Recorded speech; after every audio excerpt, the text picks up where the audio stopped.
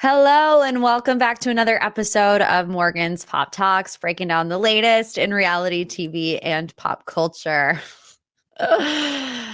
Well, first of all, hi, how are ya? Welcome in. Thanks for being here. You know, I love and appreciate the life out of you. We have a lot to discuss today, a lot to discuss. And I honestly don't know if I'm ready for it. It feels like all week I wait around thinking to myself, oh no, I hope something really big happens before the podcast comes out on Thursday. And I always feel like at the very last moment on a Wednesday at noon before I start writing the podcast episode, this big bombshell breaks. And that's exactly what happened this week with Rachel and Bethenny. We'll get into it, but we have a lot more to discuss too. And I just want to say right off the let me tell you my good news first. Oh, see, I'm all miscombobulated because of this. Visa update, a big visa update. So I posted on Instagram and TikTok earlier this week that mine and David's K1 visa, his fiance visa, was at the National Visa Center, which is good news, right? We're like almost to the end of the road. We were waiting on a case number. And then once they have the case number, they then send it to the US Embassy in London. And once they get it, David can schedule his interview, which is the very last thing that he has to do before he comes over and makes a married woman out of me. Well, surprise, surprise. This week, I woke up from my nap thinking I was still in a fever dream and saw that I got an email from the NVC saying they sent our application to the US Embassy. Yay. So right now it's still in transit, which I don't know what that means. Are they like delivering it like through carrier pigeon? Like it's electronic. Shouldn't it just already be there? I don't know. It's been in transit for like 48 hours now. But as soon as that says ready, David can schedule his interview and he can come over and be my husband, y'all. So that's good news. Other than that, the rest of the podcast is going to be really dark, really dark. A lot of big stories to cover. You know, our girlies just let us down this week. They did. The girls, they did not come through. You know who did, though? The Summer House girlies, which shocking, absolutely shocking. They were all there for Lindsay's birthday. They were all there for Lindsay's bridal shower. Everything is good on the Summer House front. Some people were asking, where's Paige? Why isn't Paige at Lindsay's bridal shower? Well, I will tell you that her best friend and co-giggler, Hannah Berner, also celebrated her birthday this weekend. So Paige was at the birthday party, and then I believe she's in the Hamptons on Saturday at Hannah's birthday. So don't read too much into that. At one point, Lindsay and Paige weren't following each other, and they both are again. So fingers crossed that we're getting some love and light this summer for the Summer House girlies. But let's get into, and I'm not doing the pop three this week. I'm doing 3 deep dives essentially because I feel like all of these stories are so big that I'm going to be talking about them for at least 10 minutes each. And before we start with Rachel and Bethenny, because we are going to start with that, I just want to ask you, like, how does it feel to be listening to a podcast like where I'm always right? I'm just saying, you know, I'm not going to be the one to rave really about my podcast ratings or like how many people subscribe to my pages. But like when I accurately read a situation, which is what we did here with Bethenny and Rachel, I'm going to give myself a little toot your own horn, you know, live, laugh, love yourself. And that's what I'm doing. Rachel and Bethenny was Howie Mandel 2.0. And I can't complain. I wanted it. I asked for it. A couple weeks ago, I was like, Scandival has changed me. Nothing makes me feel emotion anymore. All of these other pop culture stories, I'm just like, meh. Oh, Kim and Croy are getting divorced. Meh. You know, like nothing. I want to feel alive. I want to feel something. And then we get Howie Mandel 2.0 with Rachel and Bethenny on Bethenny's Just Be podcast. I'm going to start with positives, okay? And then we'll get into the conversation. And a lot of my points are going to be more so directed at Bethenny than they would be at Rachel. But I'll just start with things that I found interesting about the first 10 minutes or so. Rachel talking about getting treatment, getting extended treatment, you know, how she came up with the, not idea, but I guess the revelation that she needs to strip the facade of Raquel and go back to Rachel, dealing with love addiction, understanding why she was constantly going for unavailable men. She didn't tell us.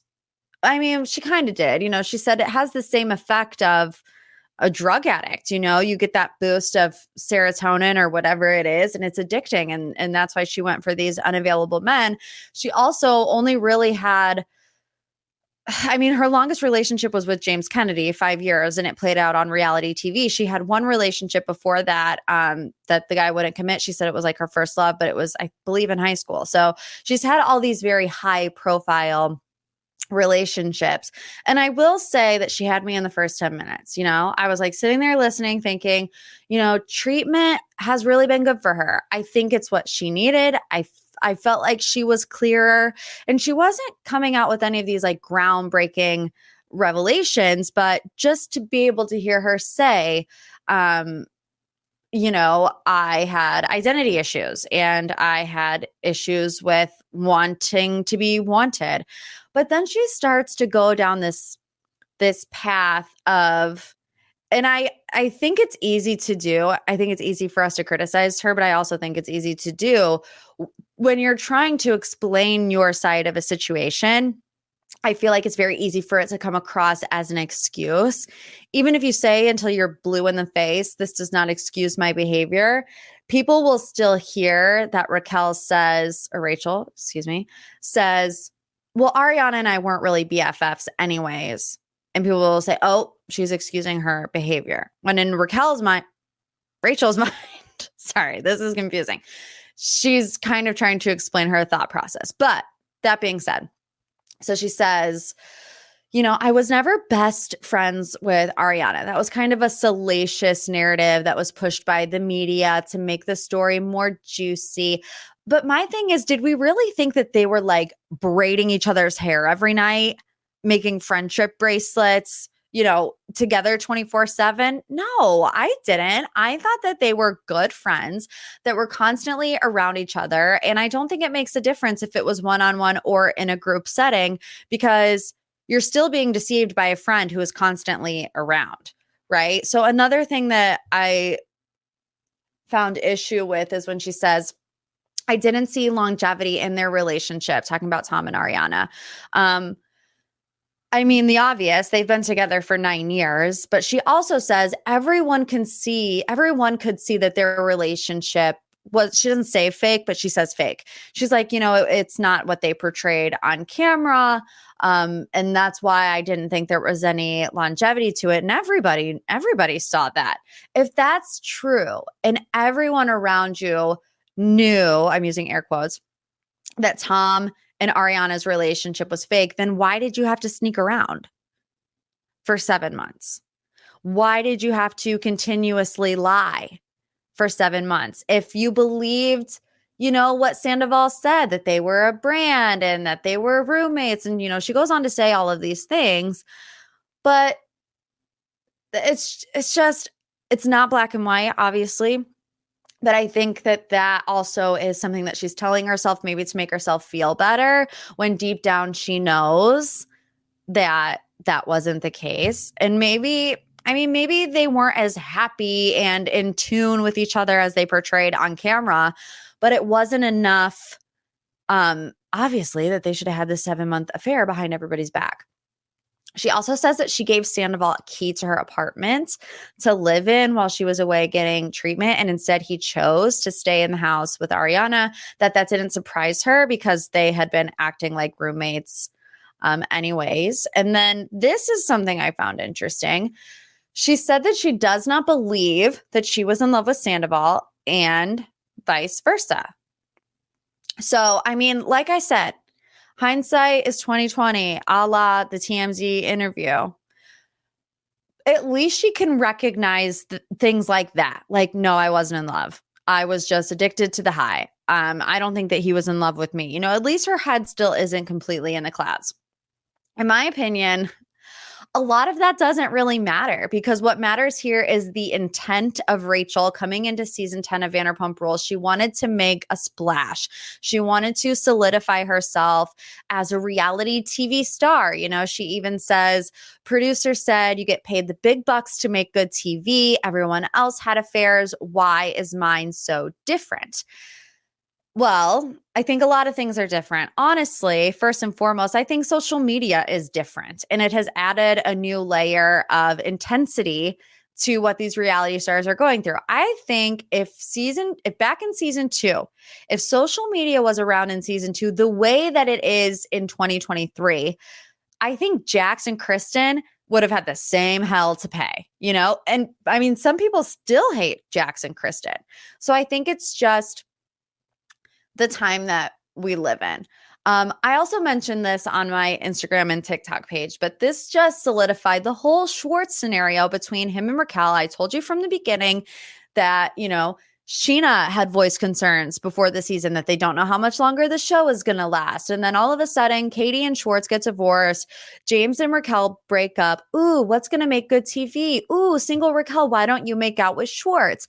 And I believe that she thought that was going to be her I've come to play moment. You know, this is what I'm bringing to the table. This whole season is going to be about me and me, you know, finding myself and hooking up with Schwartz or whatever.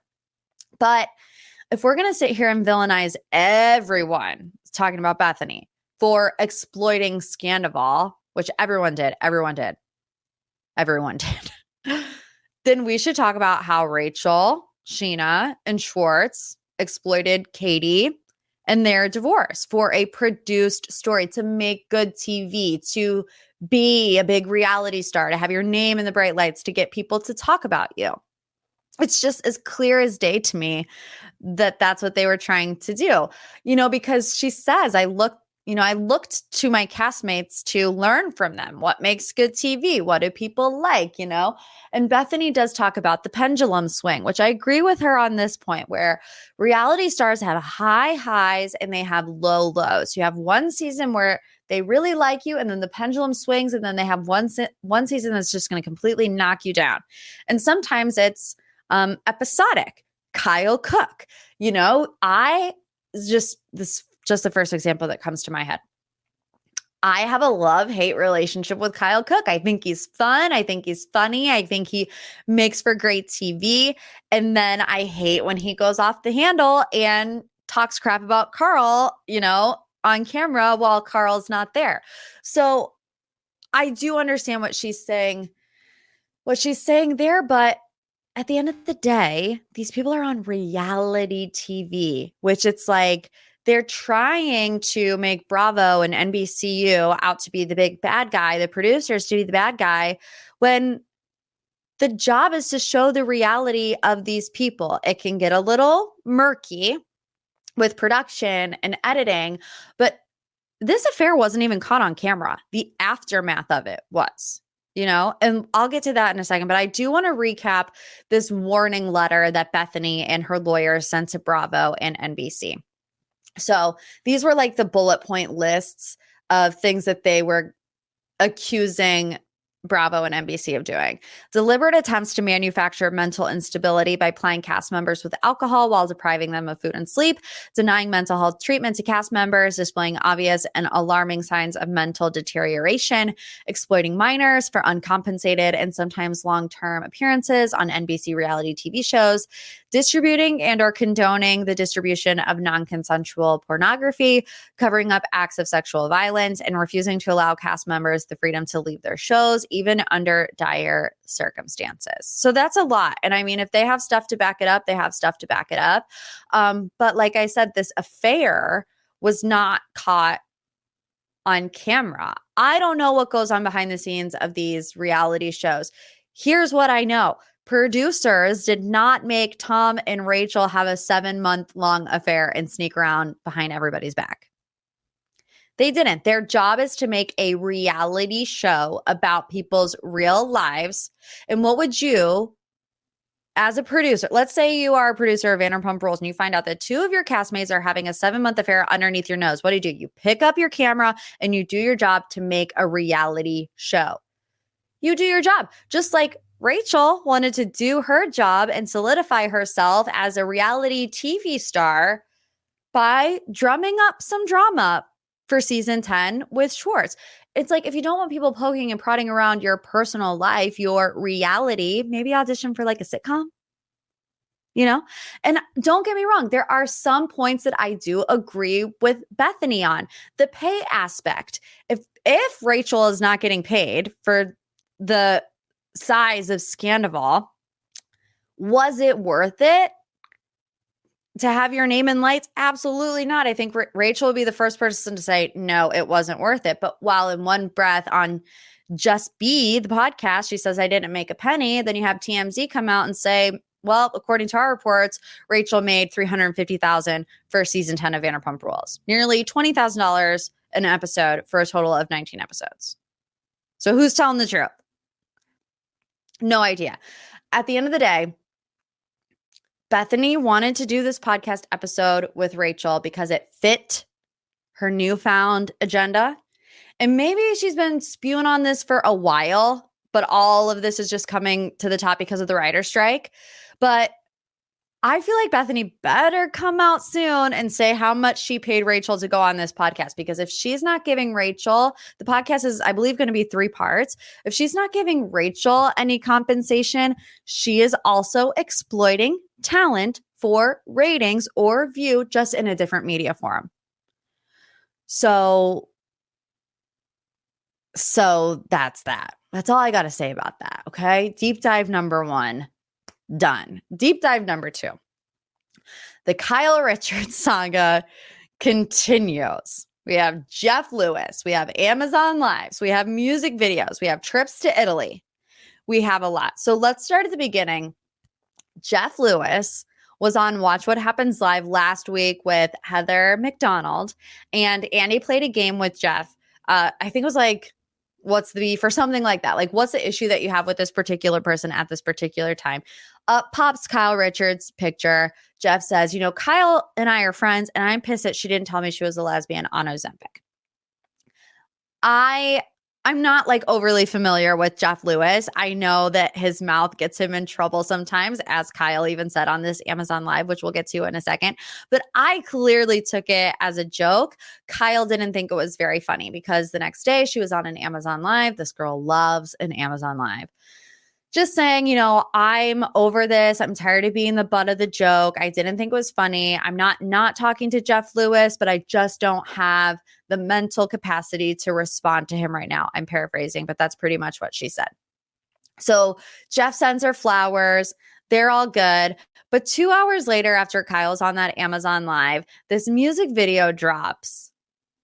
What's the song called? Fall in Love with Me. Morgan Wade new music video where Kyle plays Morgan's love interest and the internet explodes, right? Which I even feel like it wouldn't have been half as big of a deal if we didn't have that Amazon Live 2 hours earlier before this music video dropped.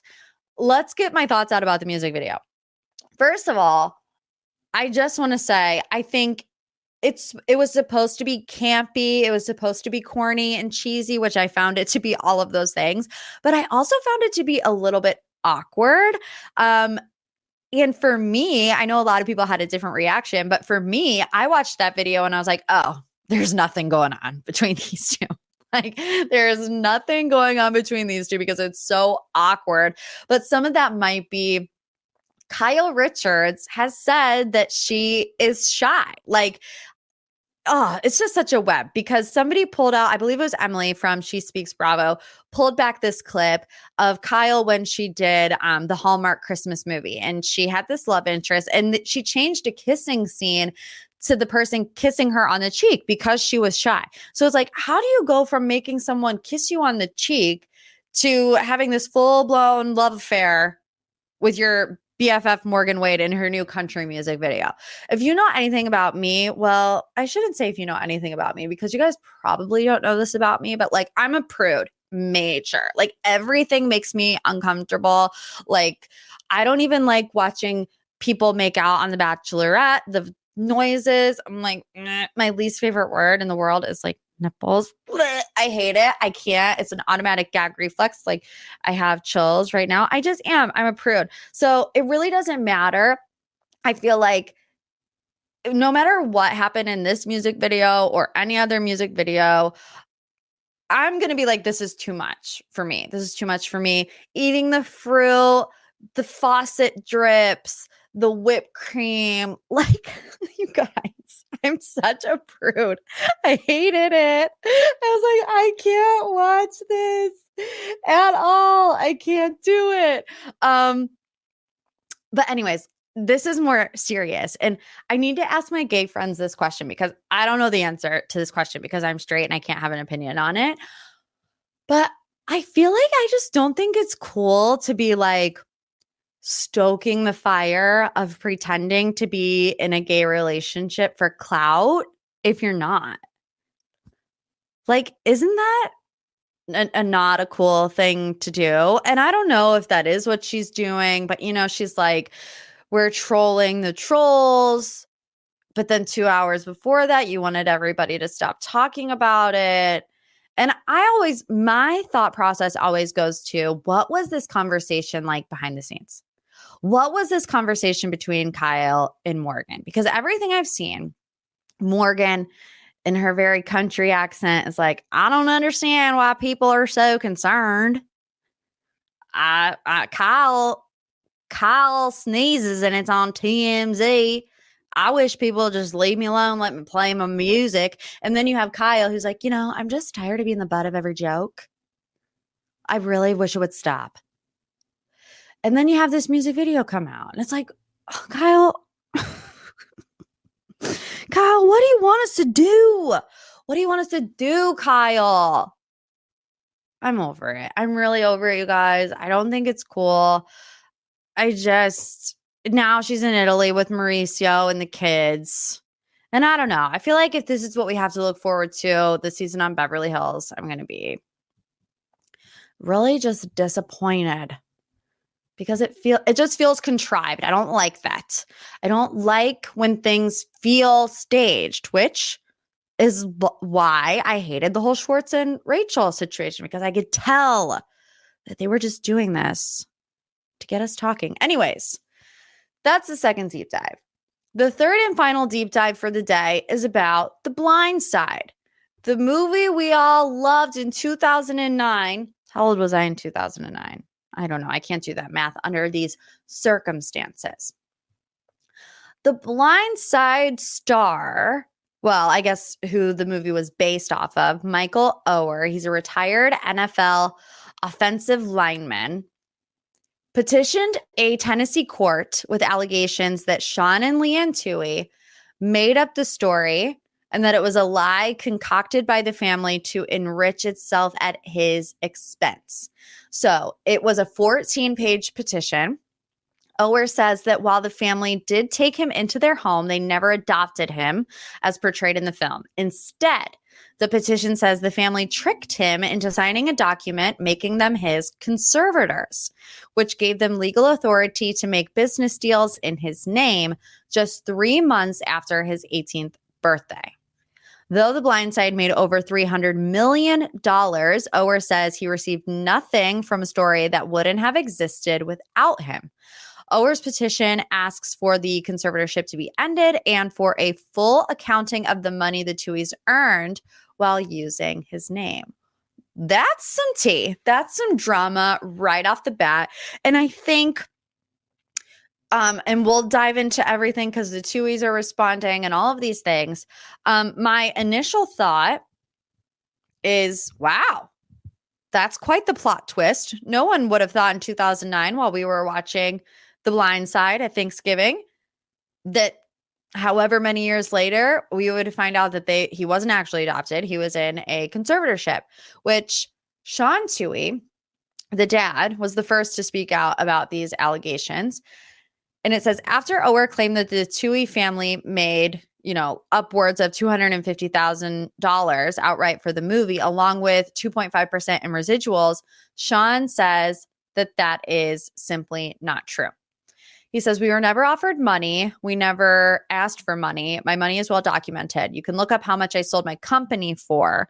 He was a sports commentator and a former fast food franchisee. He says, the last thing I needed was 40 grand from a movie.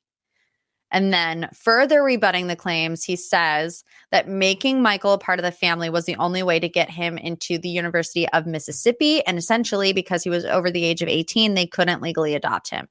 So Sean HOWIE, the dad, was an All-American point guard at the University of Mississippi and was an active alum, which qualified him as a booster under NCAA rules. So he said, Michael was obviously living with us for a long time, and the NCAA didn't like that.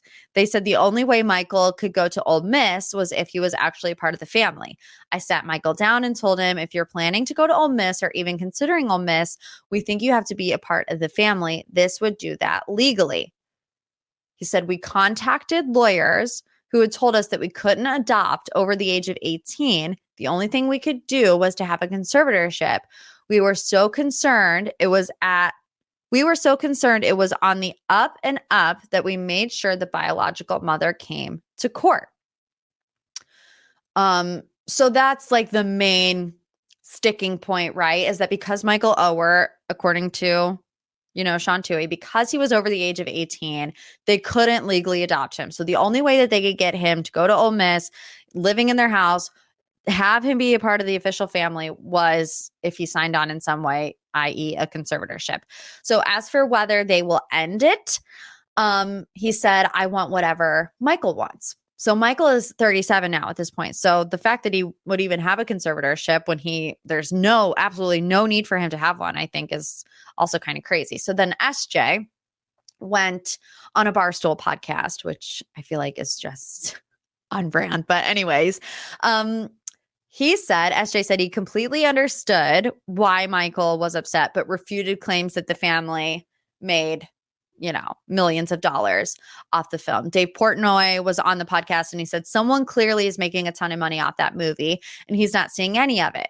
Listen, if someone made a movie that I thought was about me and I see it sold $300 million at the box office and I don't see anything, I could see how that would affect me. Absolutely. I mean, we can go back to Scandival. If Rachel's not getting paid for having a blockbuster season for contributing to sky high ratings, like that is an issue. But SJ told the Daily Memphian on Monday that everybody in the family got an equal share of $14,000 when the Blindside author Michael Lewis wrote the book, and that would go on to inspire the film. So SJ estimated that he's received an additional $60,000 to $70,000 over the course of the last 4 or 5 years after the movie continued to make money. SJ also says, because another big point of this story is that Michael only found out in February of 2023 that he wasn't legally adopted, that he was in a conservatorship. So SJ says that there are alleged texts from Michael Oher saying that he knew he was in a conservatorship long before February or even 2023. He says, if he says he learned that in February, I find that hard to believe. I went back to our family group text to see what things have been said. And there's things back in 2020, 2021 that were like, if you guys give me this much, then I won't go public with things. And so I don't know if that's true. I think everyone learned in the past year about the conservatorship stuff because of Britney Spears. So maybe that's the case. He says, obviously he's the star of it. There's no story without him. He is the star of everything he's done in his life. The same thing these writers and actors are pissed about now, it's not crazy different. He wants more royalties. Hollywood is going to screw people. Which I feel like that is just the overall theme of today's MPT, is that there is some, I hate to even call it a reckoning because I'm scarred after this, after Bethenny talking about it 24/7. But there is something going on in Hollywood, and I can't speak to what goes on with actors or writers or anything, but I do think that in entertainment in general, things always look real pretty from the outside, and on the inside, it's not real pretty. And this is the only field that I have ever worked in. So I don't even know if you could say that of a normal corporate job or a normal 9 to 5. But I think every job has its pros and cons. Obviously, some way heavier than others. Some things that these reality stars are having to deal with, I think, are way heavier when it comes to, just your mental health. Sorry if I'm getting a bit distracted because my perks of still living in an apartment, my landlord is literally right outside my window right now with a wheelbarrow full of twigs. And he's, for some reason, scraping at my windows. I don't even know what I'm talking about anymore. Things aren't always as they seem. Okay. I think that's what we can take away from today's 3-part deep dive of all these things. People want their money, honey. We ain't messing around in this economy. And you know what? We'll see how it plays out. Like I said, I think Bethenny's coming out with 2 more parts. You might as well have made it a 5-part Bravo reunion at this point, but I'm very interested to see how this plays out as these podcast episodes continue to go on. Obviously, we'll always keep you updated with everything you need to know in reality TV and pop culture on Instagram and on TikTok at Morgan P Talks.